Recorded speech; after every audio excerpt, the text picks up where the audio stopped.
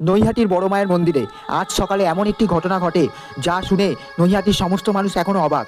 ভোরে এক ভক্ত নাম সুশান্ত বহুদিনের মনস্কামনা পূরণের আশায় মন্দিরে এসেছিলেন। তার ছোট মেয়ে অসুস্থ ছিল বহুদিন ধরে, অনেকদিন চিকিৎসা করিয়েও কোনো উপকার হচ্ছিল না।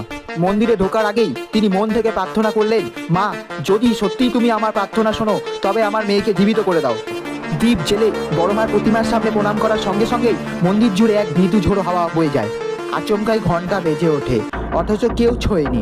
সুশান্ত কিছুটা হতবাক হয়ে তাকিয়ে দেখলেন প্রতিমার চোখ থেকে এক ফোঁটা জলের বিন্দু ঝরে পড়ছে। ঘন্টাখানেক পর বাড়ি থেকে ফোন আসে, তার মেয়ের জ্বর হঠাৎ কমে গেছে। ডাক্তারও অবাক হয়ে বলেন, এ যেন এক অলৌকিক আরোগ্য। লোকেরা বলে বড় মা যখন কারো মনোবাসনা পূরণ করেন তখন তার মূর্তি থেকে বর্ষিত হয় অশ্রু। আর সেই আশ্চর্যটি নৈহাটির মাঠে আবারও প্রত্যক্ষ হলো। নৈহাটির বড় মায়ের প্রতিদিনের অলৌকিক ঘটনা সাক্ষী হতে চাইলে চ্যানেলটিকে অবশ্যই সাবস্ক্রাইব করুন। যে আপনার সাথেও যদি এরকম কোনো অলৌকিক ঘটনা ঘটে থাকে কমেন্টে অবশ্যই জানাবেন। মন থেকে বড় মার নাম স্মরণ